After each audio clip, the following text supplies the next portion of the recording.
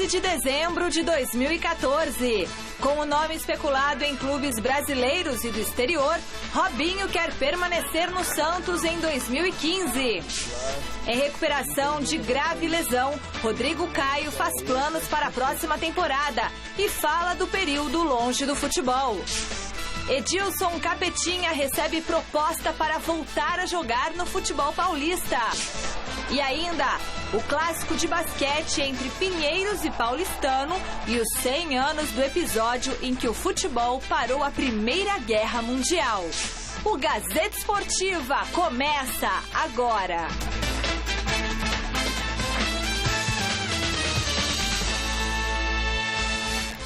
Olá, boa noite, é sexta-feira e a temporada do futebol brasileiro acabou, mas a bola continua rolando. Amigos de Ganso versus amigos de Robinho. Este foi o jogo beneficente que eles participaram e que teve como tema Natal Sem Fome. Veja na reportagem de Osmar Garrafa. Nem a forte chuva que caiu em Barueri serviu para desanimar os amigos de Ganso e Robinho para mais uma daquelas peladas beneficentes de final de ano. E o discurso dos atletas nesse período de férias é sempre o mesmo. Eu sou jogador de férias, quer bola, é isso? Depende, tem jogador que não, né? Tem jogador que quer outras coisas, mas eu prefiro jogar meu futebol, a pelada, e o mais importante é poder ajudar quem precisa. A gente vai jogar um pouquinho aí, que nem eu falei antes, o mais importante é ajudar quem tá precisando, o futebol contra a fome, que é a coisa que a gente quer, fazer o que a gente gosta, ainda poder ajudar, melhor ainda. Devido à chuva, poucos foram os torcedores que acompanharam a partida. Com o gramado em condições precárias, os atletas até que tentavam alguma jogada de efeito. Mas isso era praticamente impossível. Robinho se arriscou algumas vezes e até arrancou aplausos da galera.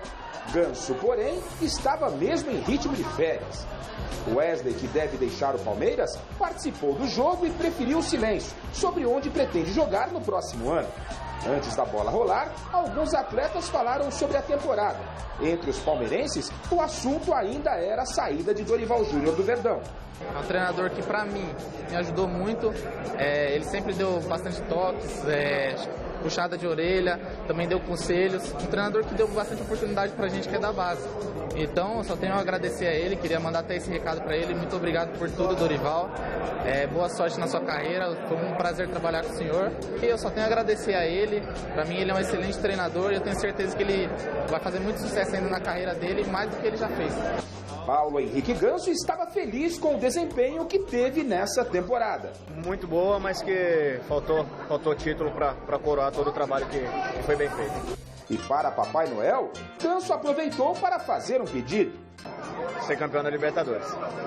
Já Robinho foi cauteloso ao falar de seu futuro em 2015. Tem um contrato, meu objetivo é ficar no Santos, né? Mas vamos esperar as eleições, ver Sabatão quem é que vai ganhar a eleição, mas com certeza a minha vontade é de permanecer no clube. Fazer uma parceria com a Kaká nos Estados Unidos é possível? É possível também, como também é possível ficar no Peixão e continuar fazendo a parceria com o Gabigol e com o Giovani.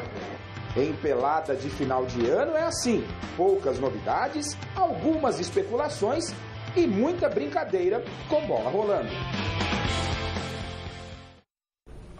Grande noite para você que acompanha o Gazeta Esportiva. Sempre acontece todo final de ano essas peladas, né? Muita gente, já vi gente falando assim, pô, o jogador reclama que o calendário é chato, que tem jogo quarta, domingo, e que não tem tempo de descanso. Só que é uma outra situação. Os jogadores estão ali brincando, resgatam aquele espírito da infância, aquela coisa do prazer de jogar bola simplesmente sem grandes responsabilidades e ainda, na maioria das vezes, acabam por fazer o bem.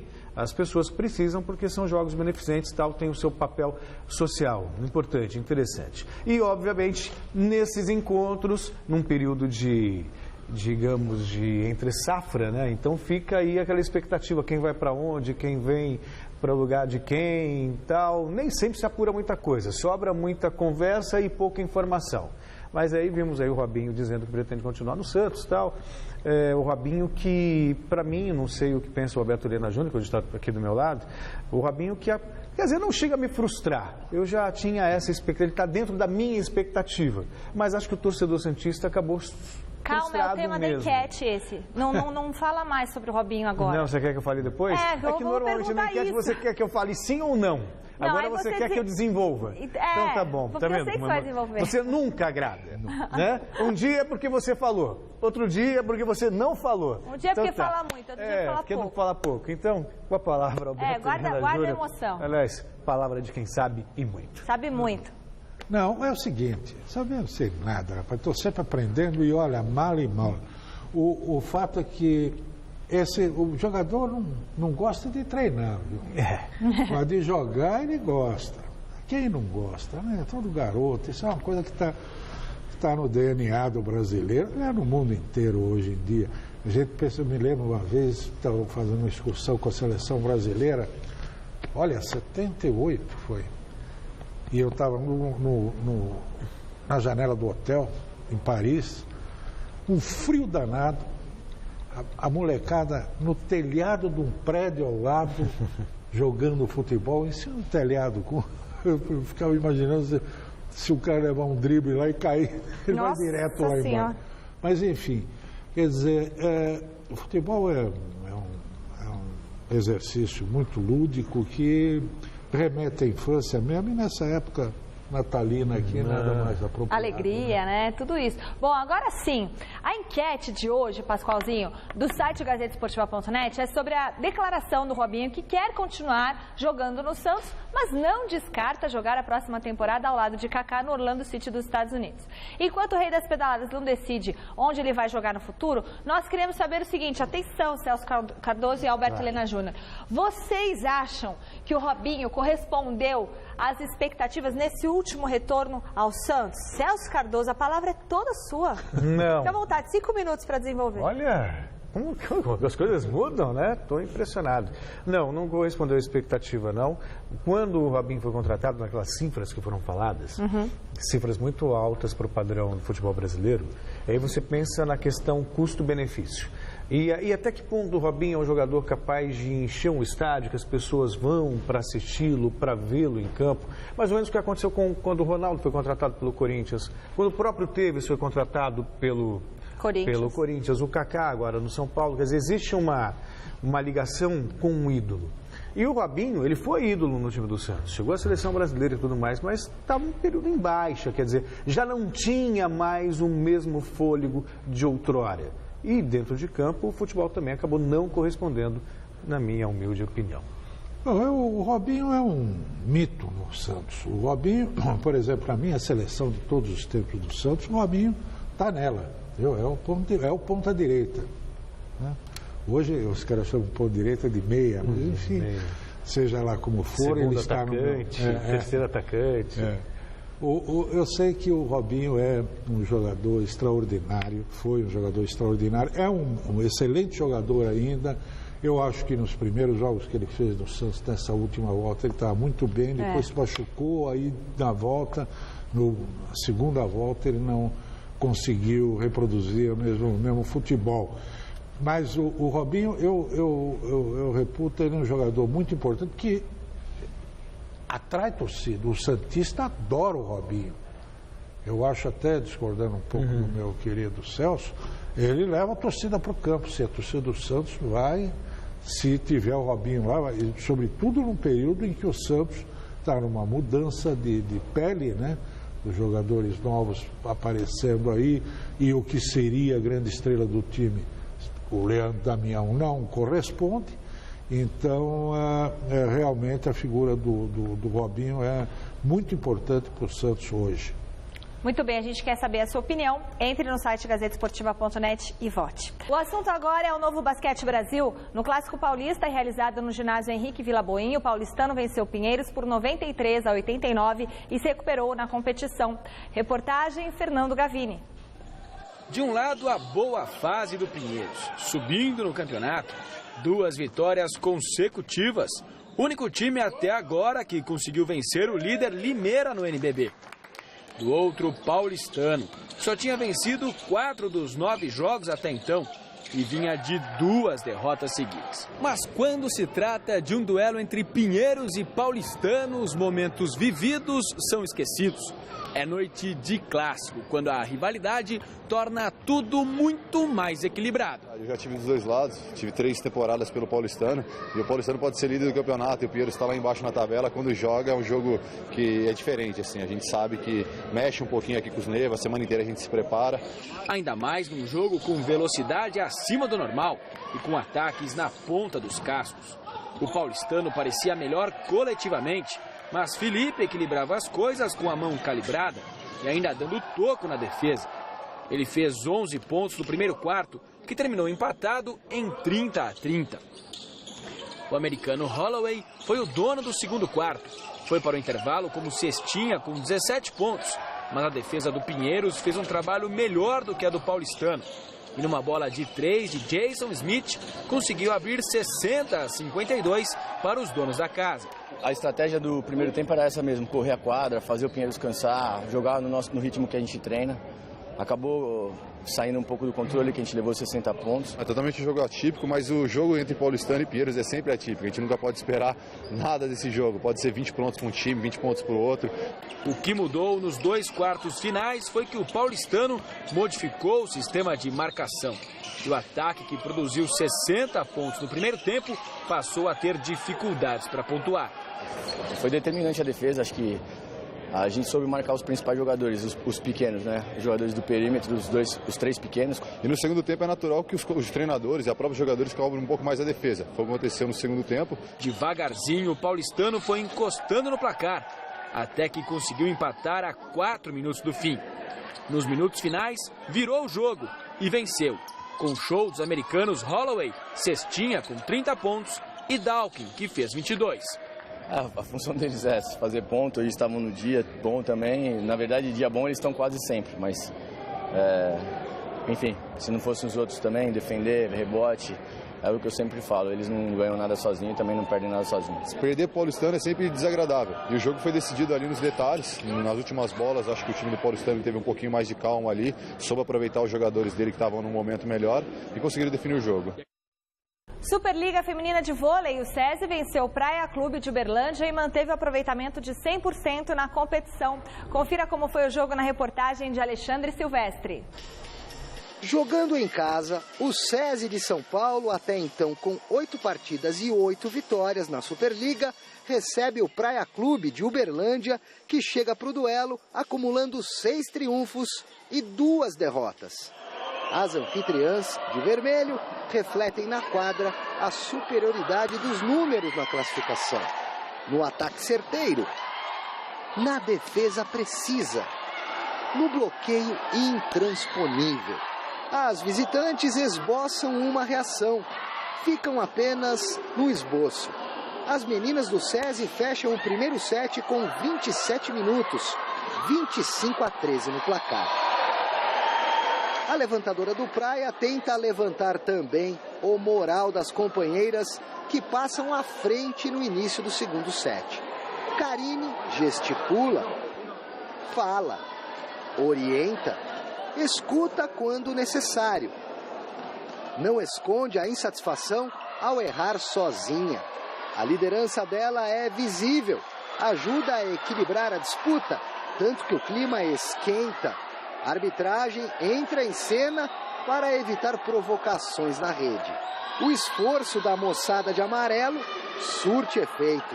25-22 Praia Clube, 7-1. A liderança ela existe já dentro de mim, mas eu também me preparo exatamente para...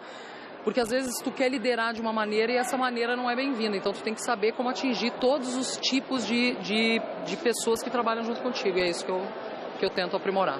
O SESI sente o baque. Demora a voltar para o jogo. Tarda, mas não falha. A líbero Suelen compensa os quilinhos extras com excesso de raça, reflexo, velocidade. E impulsiona o time dela com a ajuda de Fabiana e Companhia Bela, a reassumir os controles emocional e técnico. SESI 25-19, 2-1. Final do terceiro set, SESI São Paulo. Principalmente quem vê pela primeira vez fala, não, essa menina não vai chegar na bola, essa menina não vai defender, essa menina não vai passar, só que cada dia eu venho mostrando o que eu posso. Eu acho que quem começa a acompanhar, começa a ver isso e até para um pouco do preconceito. No quarto set, as visitantes, acumulando gordura, abrem 7-1. O Praia Clube não desiste, batalha, sua, pressão no apito de novo, dos dois lados. Partida dramática, ponto a ponto. As donas da casa viram 17-16. E o repórter aqui, ansioso, apressadinho, tenta adivinhar o resultado.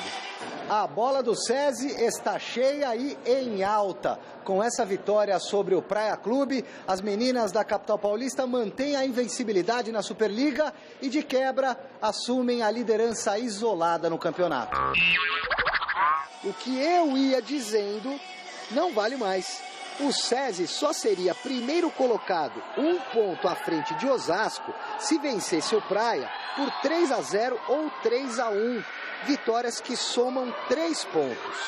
No caso de triunfo no tie-break, contabiliza-se apenas 2 pontinhos. E quem disse que o SESI os levaria? Poderia sequer igualar-se às osasquenses na ponta da tabela. Então o quinto e decisivo set ganha novo tempero. O Praia tem a esperança de surpreender, subir um pouquinho na classificação. Ocupa o 4º lugar. O set desempate está 8-4 para o SESI, que não permite outras viradas. Fecha em 15-8, 3-2 no geral. Porém, em vez de isolar-se em primeiro, o SESI está agora com os mesmos 26 pontos da também líder na Superliga, a equipe de Osasco. A gente sabe que a gente cometeu alguns erros hoje, a gente em momentos importantes, mas a gente sabe que a gente está no caminho certo. E acho que o importante é lá na frente. Então agora a gente está se dedicando, estamos buscando, estamos focados para isso. E dá para recuperar esse ponto perdido, entre aspas, no próximo jogo, que é contra o Osasco? Claro, é um jogo que vai perder a invencibilidade e a gente vai em busca desses 3 pontos, ou mesmo de 2, que vai ser também um jogo de pedreira. Eu acho que é isso, mas o Praia também está vindo numa sequência muito boa, conseguiu um pontinho aqui nosso, mas é isso, eu acho que todos ali, os 4 das primeiras colocações, tá vindo assim. Eu acho que qualquer ponto vai fazer muita diferença lá na frente. Se as meninas do SESI vão bem, a equipe masculina não pode dizer a mesma coisa. Quinta colocada na Superliga Masculina, a equipe vai ter uma tarefa complicada diante do líder Cruzeiro, amanhã às 9h30 no ginásio da Vila Leopoldina. Reportagem, Adriano Dolfi. O SESI era apontado como favorito ao título no início da Superliga, mas o bom desempenho ficou apenas na expectativa. Em 10 jogos, uma campanha irregular, com 6 vitórias e 4 derrotas. Há uma certa frustração, né? E todos podem ter certeza que a frustração maior é nossa, né? Porque o SESI tem uma estrutura maravilhosa, temos um time, se nós olharmos as peças, um time muito bom, muito competitivo, mas que infelizmente essa temporada não fechou, as coisas não estão acontecendo, né? Para piorar, o jogador Murilo continua de fora, se recuperando de uma cirurgia no ombro e só deve voltar no início do ano que vem. Essa semana eu comecei a fazer bola, já deu uma animada, porque só fisioterapia e musculação, reforço, estava já me matando. E ter o contato com a bola, fazer um pouco de passe, defesa, começar a golpear um pouco com o braço já acaba motivando. E a gente está praticamente metade de dezembro, então tenho aí 15, 20 dias para entrar em forma, para talvez no primeiro, segundo jogo de janeiro eu já possa ajudar a equipe a crescer, né? A gente precisa pensar em crescer. Final de janeiro tem uma competição importante, que é a Copa Brasil, e a gente espera chegar muito bem lá. E o time fecha o turno com uma baita responsabilidade. Recebe em seu ginásio nada mais que o Cruzeiro, o primeiro lugar na tabela. Cruzeiro, há um bom tempo, e pela competência deles, por tudo que eles têm mantido um patamar muito alto, né? Toda equipe que enfrenta... O Cruzeiro, ele mantém uma média alta, altíssima, né? Então, se você quer enfrentá-lo e tiver a pretensão de vencê-lo, você tem que atingir esse nível, porque eles não vão baixar. O time treina pensando no Cruzeiro, mas preocupado com uma notícia que agitou o cenário do vôlei brasileiro. a suspensão do patrocínio do Banco do Brasil, o principal apoiador da Confederação Brasileira de Vôlei. Não acho que vai atrapalhar a Superliga, porque infelizmente a CBV não repassa muito ou quase nada para os clubes, então a Superliga vai se manter, não vai ter problema nenhum. A seleção talvez seja mais prejudicada, porque são categorias de base, desde o infanto, masculino, feminino, até as seleções principais, seleções de praia também. É um efeito cascata. Como é que a CBV, como organização, como entidade, vai se manter?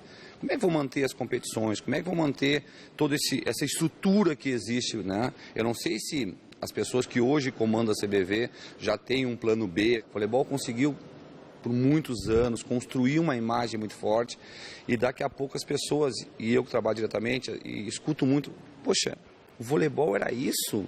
Era uma farsa? Era uma farsa como entidade, como dizer o quê, né? O Celso falou no começo do programa que a gente devia copiar as coisas boas que acontecem fora do país. Mas a gente só copia coisa ruim, viu, Celso? E agora a CBV, Confederação Brasileira de Vôlei, de acordo com uma auditoria do governo federal, da Controladoria Geral da União, foram identificadas irregularidades na Confederação Brasileira de Vôlei em contratos que juntos somam um valor total de 30 milhões de reais entre os anos de 2010 a 2013, só entre esses anos. E valores que deveriam ter sido repassados a atletas, 5 milhões aproximadamente de reais, por prêmios de conquistas, não foram repassados. O Murilo falou algumas coisas mais também na entrevista. Ele dizia o seguinte, que eles não têm acesso ao contrato do Banco do Brasil com a CBV, que o contrato deles é a CBV jogadores. Então, eles não sabem quanto exatamente eles deveriam receber. Então, ó, gente, muito dinheiro que deveria ter ido para os atletas não foi. E eu não sei se você se lembra, ontem, você também em casa, nós conversávamos que nunca se investiu tanto no esporte no Brasil. Nos últimos 2 governos, tanto do presidente Lula quanto da presidente Dilma, foi feito um investimento recorde no esporte. Só que eu dizia que esse dinheiro vai sim para as confederações, para as federações, que na verdade montam lá uns eventos para justificar esse dinheiro e nunca chega no atleta. E o mau uso do dinheiro público, que não é privilégio só dos cargos na política brasileira, isso faz parte também do esporte. Estava vendo hoje também que o presidente da Confederação Brasileira de Tênis usava o dinheiro que vinha dos Correios e do Ministério dos Esportes para pagar contas pessoais. Quer dizer, isso foi depoimento da contadora da Confederação, revelando para usar para pagar empregada, para pagar um monte de coisa, contas pessoais. Um dinheiro que era para ser investido no esporte. E aí é muito simples quando o atleta participa de Jogos Pan-Americanos ou Jogos Olímpicos, para alguém falar assim, fulano amarelou, fulano não serve, o Brasil é muito incompetente. É que, na verdade, boa parte do dinheiro, ou a maior parte do dinheiro que deveria ser investida na preparação e na formação de atleta, acaba tendo um uso pessoal para enriquecimento ilícito, que é mais um exemplo, né, da péssima gestão do dinheiro público no país. Você sabe, rapaz, que eu tenho uma profunda dúvida há muito tempo. Eu não sei se a profissão mais antiga do mundo é aquela ou se é a corrupção. A corrupção, né? Eu acho que é a corrupção. E o brasileiro é antiquíssimo nisso. Eu vejo, às vezes, meninos aí saindo na avenida pedindo volta da ditadura militar, não sei o quê. Aí é pior. Eles não, os pobrezinhos não sabem, né? Estão desinformados, ou são mal formados, ou são deformados. Não viram, né? Não tem sequer noção de que essas coisas só são possíveis serem corrigidas e os responsáveis irem pagar um preço por isso, porque há uma imprensa livre. Claro. Tudo isso que aí está é resultado, basicamente, de um trabalho feito pelo Lúcio de Castro, nosso companheiro, que é um filho do Marcos de Castro, grande jornalista, um querido amigo. O Lúcio de Castro, que fez várias matérias desse tipo, ganhou até prêmios e tal, deve ser ele. Porque se fosse num regime fechado, você ele não ficaria sumia. Sabendo, claro. E os caras continuariam mamando aí nas tetas do governo, né? Bom, A gente espera que isso seja apurado, né? Ministério Público também investigue. O Ministério está cumprindo o papel dele. No caso da Confederação Brasileira de Tênis, também a mesma coisa. E na Controladoria Geral da União também, né? Que descobriu todas essas irregularidades. É que fica sempre a sensação no Brasil que não vai dar em nada e que todo mundo pode fazer o que quer. Acho que isso está mudando. Ai, né? Graças a Deus, tomara. A corrida mais famosa e tradicional do Brasil está chegando. Dia 31 de dezembro, a edição número 90 da São Silvestre vai invadir as ruas da capital paulista. E para contar um pouco dessa história, o Gazeta Esportiva falou com um especialista que conhece cada detalhe da prova.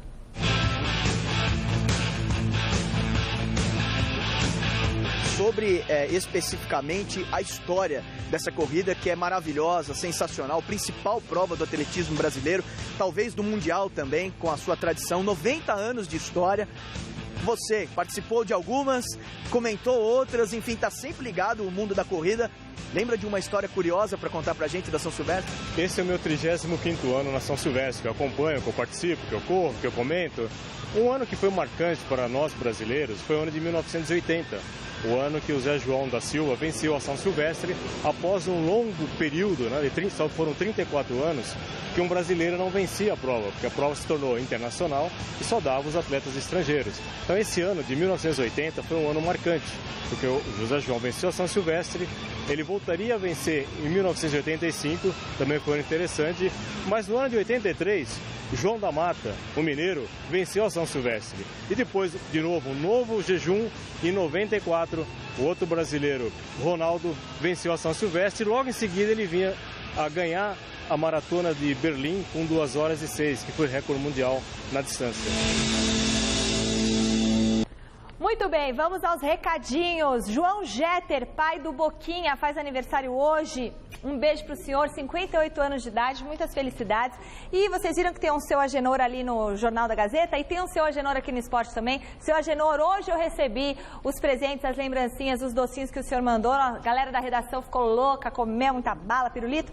Seguinte, Seu Agenor, a camisa já foi dada para o Celso, a do Godoy está guardada, porque ele só vem semana que vem. Muito obrigada aqui pela camisa que o senhor mandou para mim aqui do Flor de São João Clímaco. E avisando aí que haverá um jogo muito bacana, quem puder ajudar, com 2 quilos de alimentos não perecíveis para a campanha de Natal da Igreja Nossa Senhora Aparecida da Vila Arapuá. Domingo, dia 14, das 7 da manhã às 6 da tarde, vai ter lá no Parque Fongaro, Rua Professor Silas Baltazar de Araújo, um jogo de futebol, tá? Então você participa desse super evento bacana, levando 2 quilos de alimentos não perecíveis, dia domingão, das 7 da manhã às 6 da tarde, pode ir lá brincar e tudo. Seu Agenor, obrigada pelo cartão de Natal também que o senhor e a sua esposa, Dona Maria Imaculada, mandaram para mim. Um beijo pro senhor. Feliz Natal, feliz 2015. Camisa que lembra da nossa tão judiada e a sua, né? Lembra da portuguesa, né? Essa também a minha também como se fosse a segunda camisa, só que a minha é vermelha. Muito bonita, seu Agenor. Obrigada, seu Agenor. É isso aí. Muito bem. Estamos de volta agora para falar do Troféu Mesa Redonda, que é aquela premiação. Gente, vocês viram a Folha de São Paulo hoje? Viram? Meia página da Folha de São Paulo com a foto do Troféu Mesa Redonda, muito fino, muito fino. Os melhores jogadores do Campeonato Brasileiro. Mas nem por isso a seleção brasileira deixa de ser assunto. O coordenador de seleções da CBF, Gilmar Rinaldi, esteve no evento. Olha, super simpático, viu? Gostei dele. E ele fez um balanço do início de trabalho do técnico Dunga. Participando conosco nesta 11ª edição do Troféu Mesa Redonda, Gilmar Rinaldi, integrante da CBF, agora um dos mandatários, diretores da CBF. Como é que você avalia esse ano da seleção brasileira? Enfim, um ano importante que você agora está num começo de trabalho com o Dunga, né?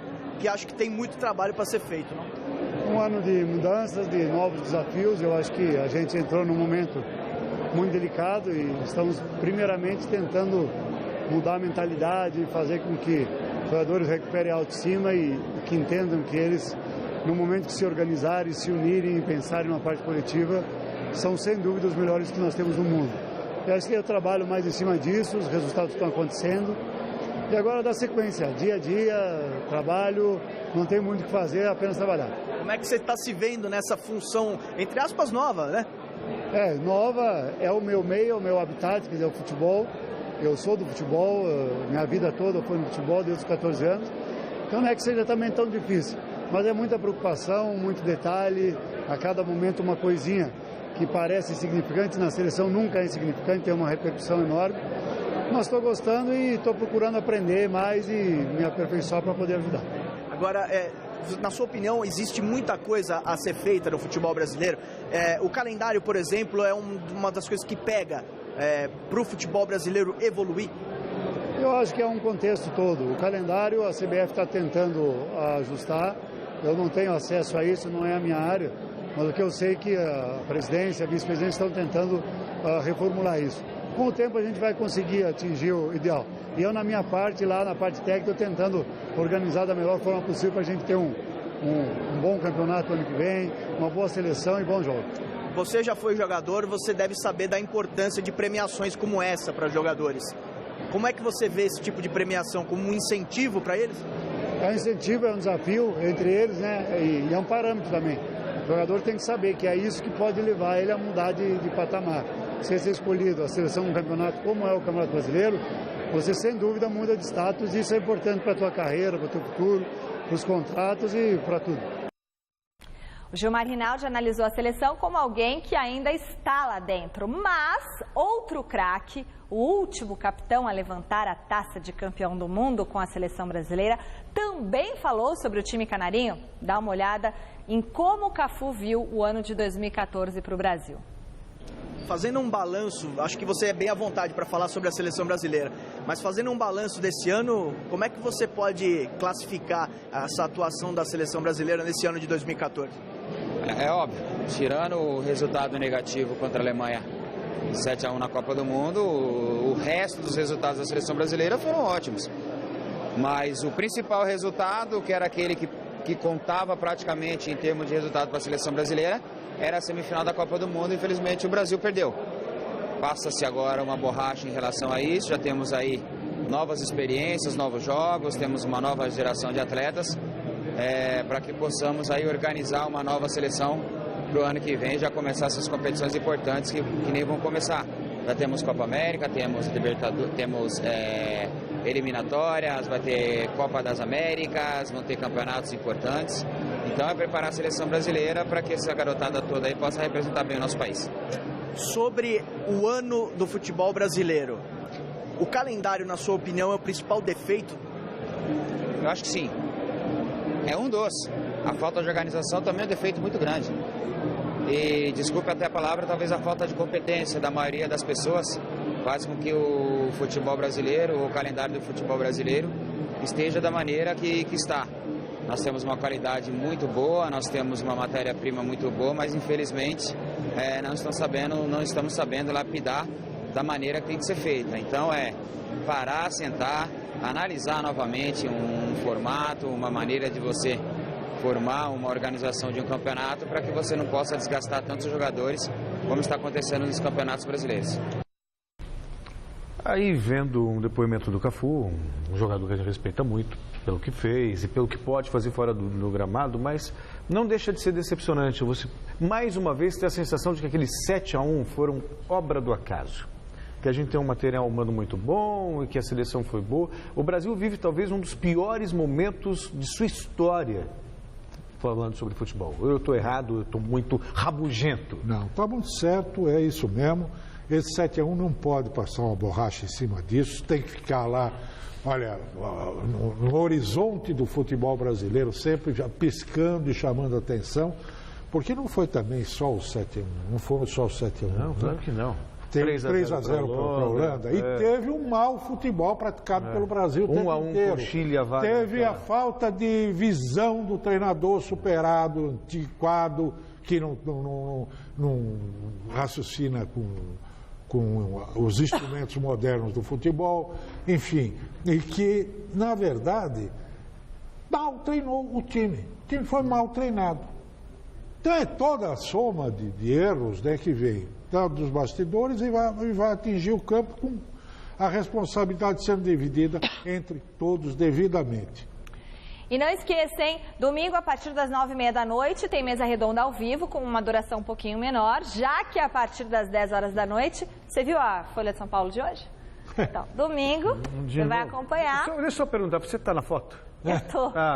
Meia página. Domingo você vai acompanhar a 11ª edição do Troféu Mesa Redonda e a gente te espera. Eu e o Flávio. Ficou bonita a foto. Tirando parte do Flávio, mas a outra parte ficou... Não, ficou linda a foto, ficou muito bacana. Muito bacana isso aí feito pela Fundação Casper Libero. Para chamar o Troféu Mesa Redonda, Caderno de Esportes. Um dia após ser anunciado como novo treinador do Vasco da Gama, Marquinhos Santos avisou que não poderá assumir o comando do Cruz Maltino. Ele alegou um problema de saúde grave na família como motivo para não poder iniciar o trabalho no Vasco. Em nota, o técnico agradeceu o convite e a compreensão do clube com o problema e pediu desculpas aos vascaínos por não poder assumir o compromisso. O Vasco continua em busca de um técnico jovem e que não tenha custos altos. Os favoritos são Gilson Kleina, que está sem clube, e Claudinei Oliveira, que atualmente comanda o Atlético Paranaense. Ele fez parte do Palmeiras, que foi bicampeão paulista e brasileiro nos anos 90, levantou taças pelo Corinthians, como a do Mundial em 2000, e estava na seleção que foi penta no Japão e na Coreia.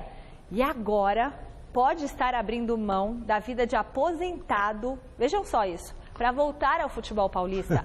O atacante Edilson, que tinha o apelido de Capetinha quando jogava, está negociando o retorno ao futebol pelo Guaratinguetá, que disputará a Série A2 do Paulistão em 2015.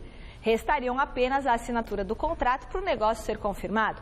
Aos 44 anos, ele não entraria em campo, claro, em todas as partidas. Ele teria um regime de treinos diferenciado em relação aos colegas de equipe e os salários seriam bancados por um patrocinador. A última equipe de futebol profissional que ele defendeu foi o Bahia em 2010. Eu acho muito legal essa ideia. Celso e Alberto Helena, vocês acham que é só uma jogada de marketing ou o Edilson ainda tem bola para jogar futebol? Eu acho que muita gente ia para ver o Edilson. Ah, legal, e o Romário foi artilheiro do Campeonato Brasileiro com 40 anos, por que o Capetinha não pode aprontar com 44? E ele não tá gordo. Isso é coisa do Vampeta, viu? O Vampeta quebrou o pé, ele que é o presidente do Oeste, o Oeste tem um acordo com o amigo, né? São amigos. E eles são muito próximos e eu acho legal. Eu acho legal também. Eu iria para ver o Capetinha. Eu iria também, ainda mais se ele fizer todas essas coisas. Olha, isso aí não. Isso aí dá confusão com o time adversário. Ele joga como volante, como zagueiro e quando precisa até de lateral. Se recuperando de uma séria lesão no joelho esquerdo, o Rodrigo Caio falou do atual momento na carreira numa entrevista exclusiva ao repórter Alexandre Silvestre. Confira. Para início de conversa, quero agradecer ao Rodrigo Caio pela entrevista. Eu agradeço. Como é que tem sido, Rodrigo, esse período de recuperação, de fisioterapia, a rotina do dia a dia? A rotina é sempre complicado, né? Mas está indo bem, graças a Deus. Meu joelho está suportando bem os trabalhos físicos, a musculação. Isso é o mais importante. Os fisioterapeutas estão contentes com a minha recuperação e espero que voltar o quanto antes aos gramados. Você rompeu o ligamento cruzado do joelho esquerdo faz 4 meses, mas quando era ainda mais menino, machucou o direito, quebrou o joelho direito, é isso? Eu tive uma fratura de patela quando eu tinha 15 anos. Eu fiquei 10 meses parado. Foi difícil, foi um longo processo de recuperação, doloroso, complicado, mas com a fisioterapia, com a atenção dos fisioterapeutas, dos médicos lá de Cotia, eu consegui recuperar e voltar 100%. O Rodrigo, o que é mais complicado quando o jogador se contunde nesse grau, com essa intensidade? É a parte física ou a psicológica? Principalmente para você que vinha num grande momento, em ascensão na carreira, se garantindo na equipe, recebendo propostas ou sondagens até do futebol do exterior. Então, eu acredito que psicológico, mas o que eu mais senti foi o momento que eu estava.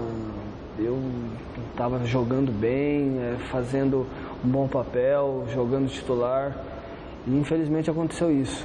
Mas eu penso sempre positivo. Quando acontece uma coisa dessa, é que Deus planeja coisas melhores para a gente no futuro. E você tem prazo para voltar a jogar bola? Então, o médico deu um prazo de 6 a 8 meses. Mas como é uma lesão grave, a gente fica meio assim de falar quando... Você pode estar, então, na metade desse processo de recuperação? Sim, sim. Posso estar na metade. Eu comecei a fortalecer mais forte agora, comecei a fazer corrida há uma semana atrás. Então, é um processo longo, mas o importante é que eu estou me sentindo bem, eu estou sentindo que eu estou evoluindo a cada processo Isso é o mais importante. E o fato do São Paulo jogar Libertadores já no começo da próxima temporada pode acelerar essa recuperação ou você vai um passo por vez? Eu vou um passo por vez. Os fisioterapeutas conversam bastante comigo e eu deixei bem claro para eles. Eu quero voltar quando eu estiver 100%. Não quero voltar antes, não quero pular etapas, porque às vezes você pode se arrepender lá na frente, né? Rodrigo Caio 2015 vai ser lateral, zagueiro, volante? Boa pergunta, mas eu espero que eu seja zagueiro, é onde eu gosto de jogar, onde eu me sinto confortável, e eu sempre falo isso. Então a gente fica na expectativa. Eu quero voltar 100% e mostrar o meu potencial para mim voltar a jogar o quanto antes. E que análise você faz do grupo do São Paulo na Libertadores com o Danúbio do Uruguai, que em tese é o time mais fraquinho da chave, o atual campeão, que é o São Lourenço da Argentina, e a possibilidade de cruzar ainda com o Corinthians se passar pela pré-Libertadores frente a uma equipe da Colômbia? Um grupo muito forte, mas confio muito no nosso time. Desde o primeiro momento que eu fiquei sabendo da nossa chave difícil, eu acho até bom, porque isso aí vai fazer com que o time entre ligado do começo ao fim no campeonato. E a gente passando, os outros grupos, os outros times vão ter que se cuidar com a gente, porque é o campeonato que o São Paulo gosta, é onde a torcida comparece. Então, tenho certeza absoluta que a gente vai passar dessa fase e a gente vai fazer por merecer esse título da Libertadores. Você torce para ter o clássico Corinthians-São Paulo inédito em Libertadores nessa fase de grupos? Ou é melhor que passe a Colômbia? Com certeza. Seria um prazer enorme jogar contra o Corinthians. Uma belíssima equipe. Então, a gente fica na expectativa. É sempre bom, é sempre gostoso jogar contra um time grande, um clássico. Então, a gente fica na expectativa aí que a gente trombe com eles. Boas festas. Obrigado. Breve retorno. Rodrigo Caio, zagueiro, lateral, volante, coringa do Tricolor. Isso aí. Muito bem, quero mandar um beijinho para a Bia e para o Gabriel, que hoje estão visitando a gente aqui na TV Gazeta, filhos do grande João Batista. Bia, você tá linda. Gabriel, você tá enorme, tá lindo também. Parabéns, viu, João? Caprichou junto com a Jane. Depois da confusão no último final de semana, os sócios do Santos devem voltar às urnas neste sábado para escolher o novo presidente do clube. A votação acontece das 10 da manhã às 6 da tarde no ginásio da Vila Belmiro, em Santos, e na sede da Federação Paulista de Futebol, em São Paulo. 5 candidatos concorrem para comandar o clube pelos próximos 3 anos. São eles José Carlos Pérez, Nabil Casnadar, que é apoiado pelo atual presidente Odílio Rodrigues, Orlando Rolo, Modesto Roma Júnior e Fernando Silva, que tem o apoio do ex-presidente Luiz Álvaro de Oliveira Ribeiro. Com o fim da parceria entre Fluminense e Unimed, o Palmeiras está de olho em atletas que devem deixar o clube carioca. O principal deles, acreditem ou não, é o centroavante Fred. Minha gente, com apenas 20% dos direitos federativos pertencentes ao Fluminense, o jogador provavelmente não continuará no clube em 2015. O resto dos direitos do Fred pertencem à ex-parceira, que também bancava a maior parte dos salários dele. O problema para o acerto com o Verdão seria justamente os valores do salário, já que no Fluminense o Fred recebia cerca de 950 mil reais por mês. Gente, o Fred, 900 mil reais por mês, inacreditável. Uma parceria com a própria Unimed poderia ser uma das alternativas para o Palmeiras ter o Fred. Outros jogadores do Fluminense que também devem deixar o clube com o fim da parceria são Conca, Rafael Sobis, Cícero, Wagner e Jean. Celso Alberto Helena Júnior, não vão falar, né? Qualquer um desses cairia bem no Palmeiras. Fred não, né? Fred? Fred? Claro. Claro que sim. Por padrão do futebol brasileiro, ele cabe em qualquer time. Que aí, depois que ele fez na seleção brasileira, mas ele foi artilheiro do Campeonato Brasileiro, só isso. Que é um lixo, né? Mas a gente tem aqui o Campeonato Brasileiro e a Premier League. Não é possível. Na Europa não dá, mas aqui o Fred cabe em qualquer time. Vai bem no Palmeiras o Fred, Alberto Helena Júnior? É uma loucura, esse pessoal tá tudo doido. Tá tudo louco, não tá? 700 pau para um técnico, 900 mil para um artilheiro que fica parado lá na área esperando a bola. Gente... O cara não corre, gente, era um cone na Copa. E a gente tem média de público inferior à segunda divisão do futebol inglês, da Alemanha. Só para dizer que o Fred disse que aceita ganhar 600 mil, tá? Credo. A Europa comemora nesse mês de dezembro um fato histórico. Há 100 anos, a Primeira Guerra Mundial foi interrompida no Natal e inimigos trocaram as armas por uma bola de futebol em uma trégua que mostrou o poder que o esporte tem de unir as pessoas. O ano era o de 1914. A Europa se banhava de sangue nas trincheiras da Primeira Guerra Mundial. Mas durante a noite de Natal daquele ano, tudo mudou. Soldados britânicos e alemães, então inimigos de guerra, fizeram uma trégua, trocando presentes e cantando juntos.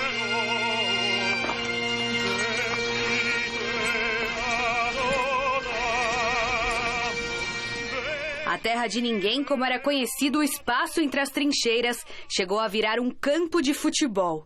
E os adversários de guerra, por um dia, se tornaram adversários apenas no esporte. 100 anos depois, a Europa rende as devidas homenagens ao cessar-fogo espontâneo daquela noite. Na Inglaterra, o príncipe Williams participou de uma cerimônia que homenageou os soldados protagonistas da trégua natalina. Todos nós crescemos ouvindo histórias sobre os soldados de ambos os lados que largaram as armas e se reuniram naquela noite de Natal. O acontecimento permanece relevante como uma mensagem de esperança e humanidade, mesmo nos tempos mais sombrios. O futebol, tanto hoje como naquela época, tem o poder de agregar as pessoas e quebrar barreiras. Em Flandres, na Bélgica, o presidente da UEFA, Michel Platini, inaugurou um monumento próximo ao local onde os soldados se reuniram. Hoje o futebol é uma língua universal, que abre o coração dos mais velhos e dos mais jovens, permitindo o intercâmbio entre culturas diferentes e reunindo os seres humanos apesar de qualquer barreira. Para mim, é muito emocionante imaginar como há 100 anos, aqueles jovens rapazes encontraram no futebol uma linguagem comum para expressar a fraternidade. No Kosovo, membros das forças da OTAN realizaram uma partida de futebol para relembrar a trégua da Primeira Grande Guerra. Os soldados foram divididos entre duas equipes. De um lado, a Alemanha e do outro, as tropas aliadas. A partida terminou empatada em 4-4. Bela reportagem, Carol Zilberman.